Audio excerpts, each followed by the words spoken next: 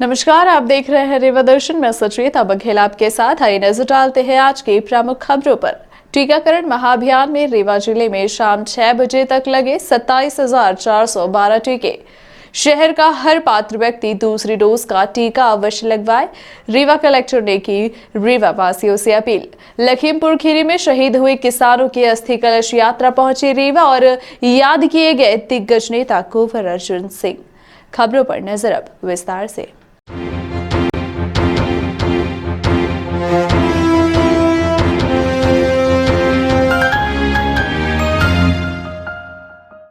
टीकाकरण महाअभियान में रीवा जिले में शाम 6 बजे तक लगे 27,412 टीके। रीवा जिले में कोरोना वैक्सीन की दूसरी डोज लगाने के लिए 6 नवंबर को रीवा नगर निगम तथा गोविंदगढ़ क्षेत्र के छोड़कर ग्रामीण क्षेत्र में विशेष अभियान चलाया गया। इस टीकाकरण महाअभियान में शाम 6 बजे तक 27,412 कोरोना वायरस के टीके लगाए गए। अभियान के दौरान कलेक्टर डॉक्टर इलैयाराजा टी तथा जिला पंचायत के मुख्य कार्यपालन अधिकारी स्वप्निल वानखेड़े एवं अन्य प्रशासनिक अधिकारियों ने लगातार अभियान की मॉनिटरिंग की। अभियान को सफल बनाने में स्वास्थ्य विभाग के साथ साथ महिला एवं बाल विकास विभाग, पंचायत एवं ग्रामीण विकास विभाग, नगरीय निकायों तथा स्वयंसेवी संस्थानों ने सराहनीय योगदान दिया। ग्रामीण तथा शहरी क्षेत्रों में ऑटो रिक्शा एवं अन्य वाहनों से अभियान का लगातार प्रचार प्रसार किया गया। सभी एसडीएम तथा जनपद पंचायत के मुख्य कार्यपालन अधिकारियों ने अभियान को सफल बनाने के लिए लगातार प्रयास किए। जिले में प्रातः 9 बजे से ही टीकाकरण आरंभ हो गया। प्रातः 10 बजे तक 1,158 व्यक्तियों तथा प्रातः 11 बजे तक 2,059 व्यक्तियों को कोरोना वैक्सीन के टीके लगाए गए। जिले में दोपहर 12 बजे तक 5,993, दोपहर 1 बजे तक 10,824, दोपहर 2 बजे तक 15,632 तथा दोपहर 3 बजे तक 20,102 व्यक्तियों को टीके लगाए गए। जिले में शाम 4 बजे तक 24,559 एवं शाम 5 बजे तक 27,403 व्यक्तियों को टीके लगाए जा चुके थे तथा शाम 6 बजे तक 27,412 व्यक्तियों को टीके लगाए गए। कई टीकाकरण केंद्र में देर शाम तक टीकाकरण जारी रहा। इस अभियान के तहत वैक्सीन की दूसरी डोज लगाने पर विशेष जोर दिया गया। शहर का हर पात्र व्यक्ति दूसरी डोज का टीका अवश्य लगवाए। यह अपील जिले वासियों से रीवा कलेक्टर ने की है। रीवा शहर तथा गोविंदगढ़ एवं अस्पताल के ग्रामीण क्षेत्रों में 7 नवंबर को कोरोना वैक्सीन टीकाकरण का महाअभियान चलाया जाएगा। इस अभियान के तहत कोरोना वैक्सीन की दूसरी डोज प्राथमिकता से लगाई जाएगी।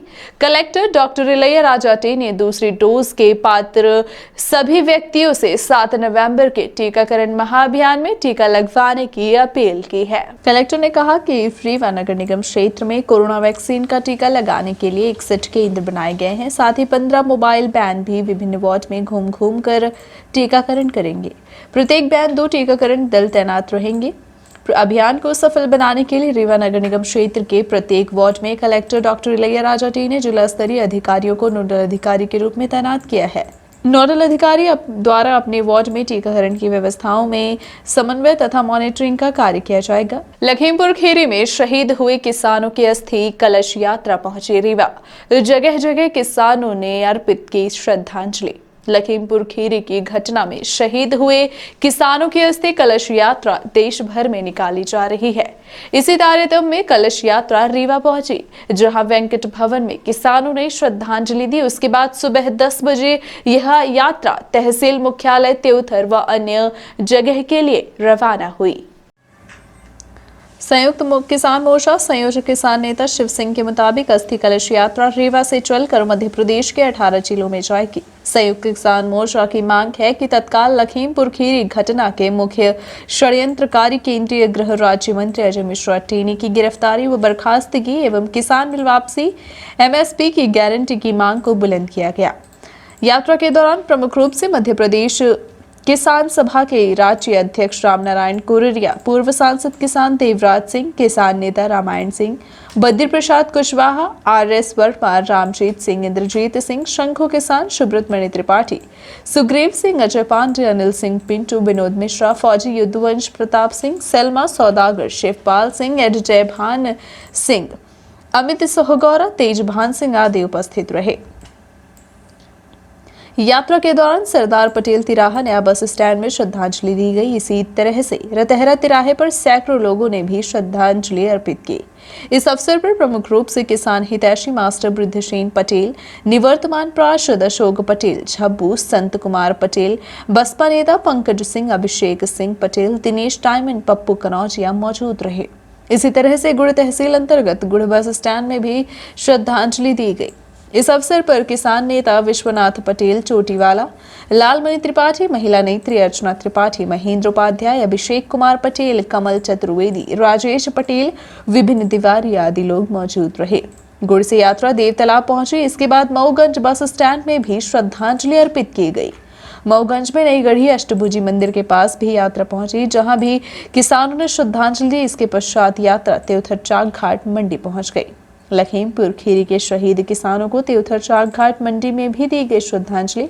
उक्त अवसर पर प्रमुख रूप से किसान नेता हरिशंकर पटेल, ललित मिश्रा, रोहित तिवारी, दिनेश सिंह सहित काफी संख्या में किसान उपस्थित रहे। याद किए गए दिग्गज नेता कुंवर अर्जुन सिंह, कांग्रेस नेता गिरीश सिंह ने आवास पर मनाई उनकी जयंती।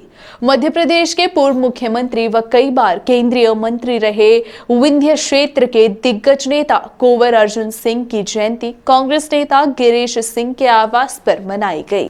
रीवा में पूर्व केंद्रीय मंत्री एवं मध्य प्रदेश के पूर्व मुख्यमंत्री स्वर्गीय अर्जुन सिंह ताऊ साहब जी की जयंती पर विशेष कार्यक्रम आयोजित किया गया। आयोजित कार्यक्रम के दौरान जिले के वरिष्ठ कांग्रेस नेता व आमजन उपस्थित रहे। उन्हें श्रद्धा सुमन अर्पित करते हुए स्वर्गीय श्री सिंह को याद किया गया और उनके व्यक्तित्व व कृतित्व पर प्रकाश डाला गया।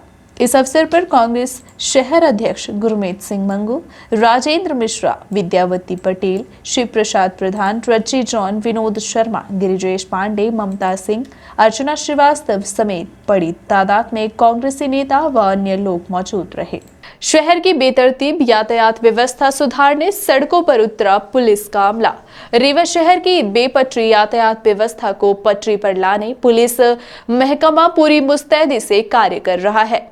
रीवा एसपी नवनीत भसीन के निर्देशन पर शहर में कई जगह पार्किंग स्थल चिन्हित किए गए। उसके बाद भी लोग कहीं भी अपने वाहन खड़े कर देते हैं, जिसकी वजह से शहर में जाम की स्थिति निर्मित होती है। वहीं लोगों को भी अनेकों समस्याएं झेलनी पड़ती है तथा शहर में जाम की स्थिति भी निर्मित हो जाती है। इस बात को गंभीरता से लेते हुए रीवा पुलिस कप्तान नवनीत भसीन ने यातायात पुलिस को निर्देशित किया है कि यातायात नियमों का कड़ाई से पालन कराया जाए ताकि यातायात व्यवस्था को दुरुस्त किया जा सके। इस बात को लेकर रीवा शहर में जगह जगह पार्किंग स्थल चिन्हित करते हुए वहां पर पुलिस द्वारा स्टाफ भी लगाए गए। बावजूद इसके लोग मानने को तैयार नहीं है। हालांकि यातायात पुलिस द्वारा लगातार कार्यवाही की जा रही है। इसी कड़ी में शनिवार को अस्पताल चौक स्थित शिवम पैथोलॉजी के सामने खड़े बेतरतीब 2 पहिया वाहनों के खिलाफ चालानी कार्यवाही की गई। साथ ही पुलिस द्वारा कई वाहन भी जब्त किए गए।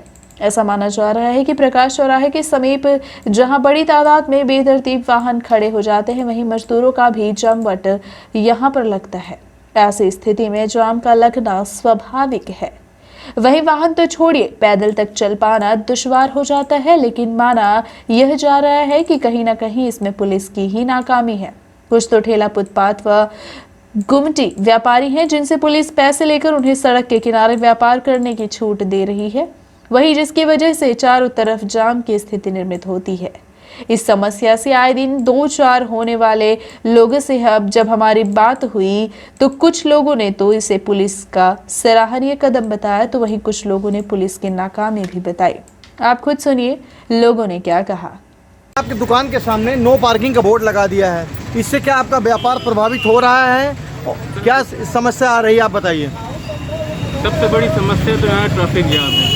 तो जो भी आता है सामने पार्किंग जो है वहाँ बनाई जाए, वो वहाँ गाड़ी लगे। यहाँ पे व्यवस्था जो है ऐसे नहीं सुधरेगी, क्योंकि सब रोड चलती है और अगर यहाँ गाड़ियाँ खड़ी होंगी तो जाम लगेगा। सवेरे टाइम लेबर भी यहाँ खड़े हो जाते हैं बीच रोड में, जाम लगता है। क्या माने यार, इसका निजात कैसे होगा आप? पुलिस ने गाड़ी गिरा गई, चली गई पुलिस गाड़ी गिरा कर। सर ये तो नहीं कहेंगे कि हाँ पुलिस ने गाड़ी गिराई है, किसने गिराई।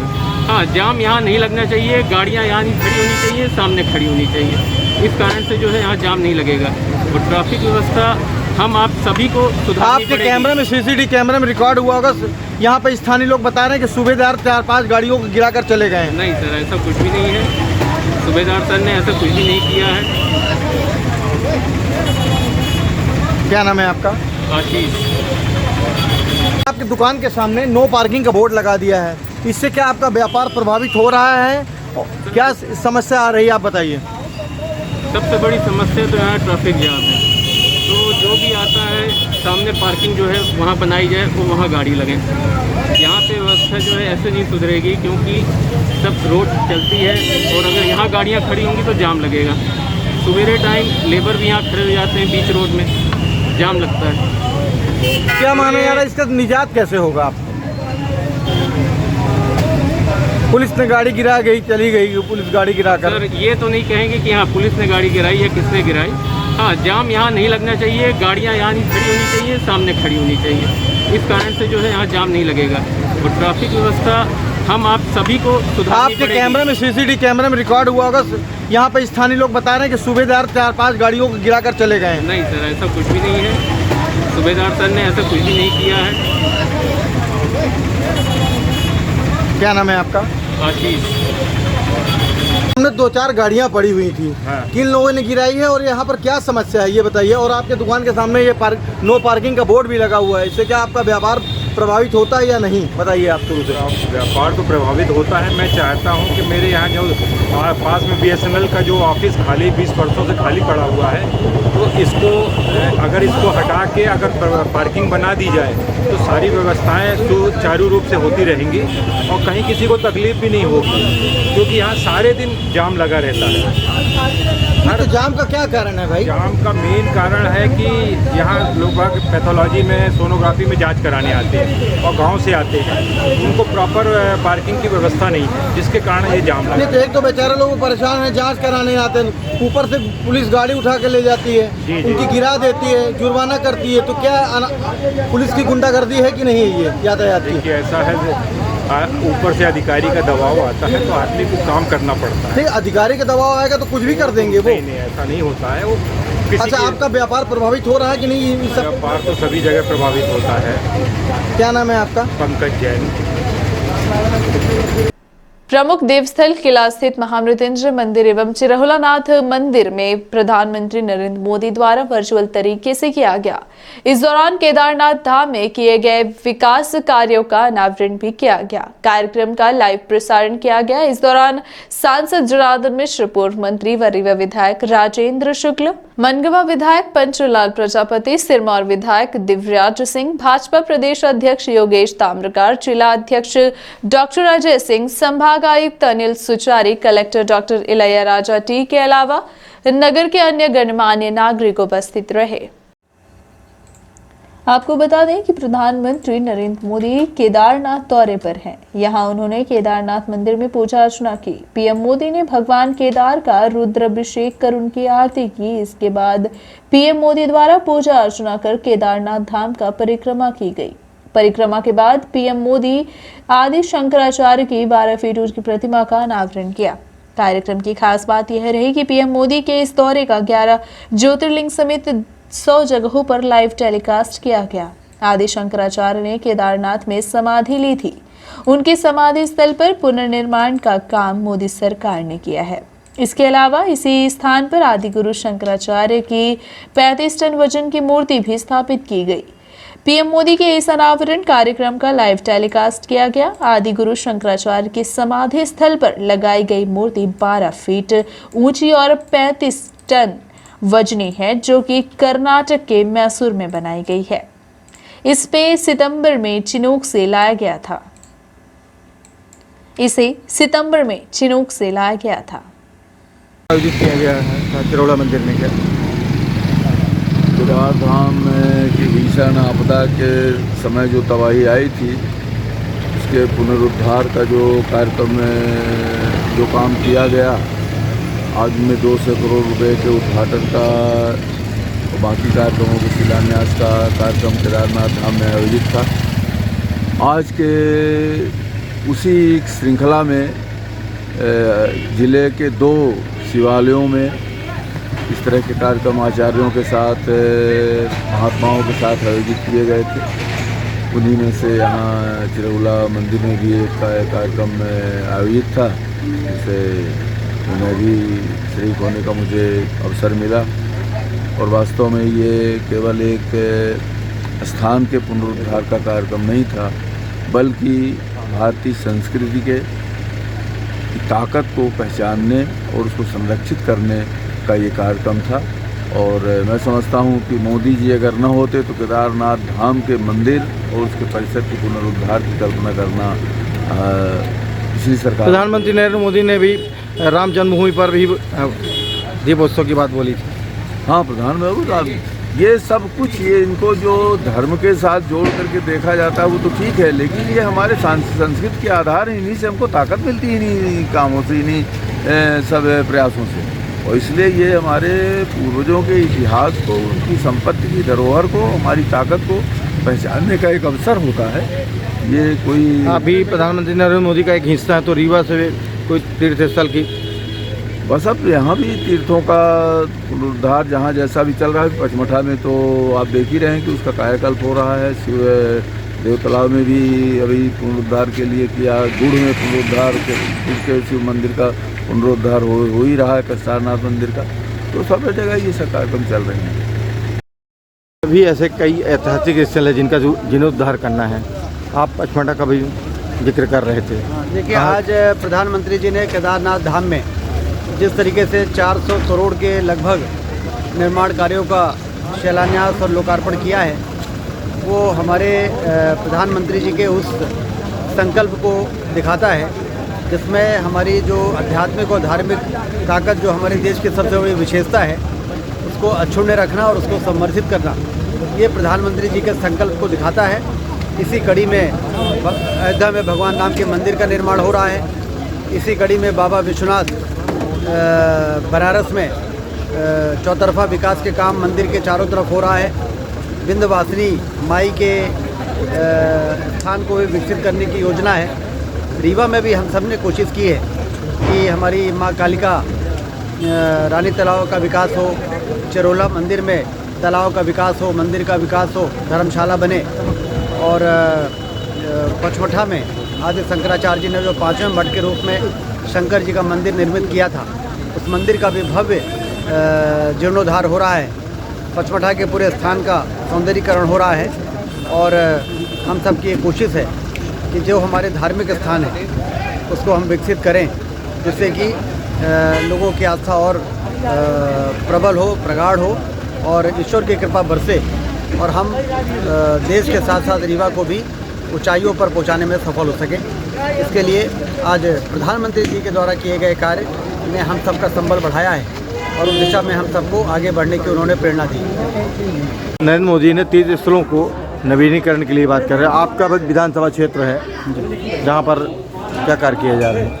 हमारे यहाँ भी बसामन मामा का हम लोग कायाकल्प करने जा रहे हैं। इसी तरह शंकर जी तालाब सिमरिया का हम लोग कायाकल्प करने जा रहे हैं। देवी माता मंदिर दादर का हम लोग कायाकल्प करने जा रहे हैं। और आने वाले समय में शंकर जी तालाब रहट का भी हम लोग कायाकल्प करेंगे। इस तरह से हमने अलग अलग क्षेत्रों में, सथनी सरकार, हनुमान जी महाराज हैं, उस क्षेत्र उनके परिसर का भी हम लोग कायाकल्प करने जा रहे हैं। सिमरिया विधानसभा के जितने भी तीर्थ स्थल होंगे, जैसा कि नरेंद्र मोदी प्रधानमंत्री जी ने कहा है, यदि भारत को अग्रणी राष्ट्र बनाना है, सिमरिया को नंबर 1 विधानसभा बनाना है, तो भगवत कृपा की आवश्यकता होगी। और इसके लिए हम लोग भगवत कृपा के लिए पूरे सारे सिमरिया क्षेत्र के अंचल में जो भी धार्मिक स्थल हैं उनको सुंदर, स्वच्छ, साफ सुथरा और बढ़िया बनाने का काम करेंगे। उससे पर्यटन भी बढ़ेगा और हमारे क्षेत्र के लोगों को रोजगार भी मिलेगा। जय केदारनाथ। जय केदारनाथ। ये थी आज की प्रमुख खबरें। आगे की खबरों के लिए बने रहे रीवा दर्शन के साथ। दीजिए हमें इजाजत। नमस्कार।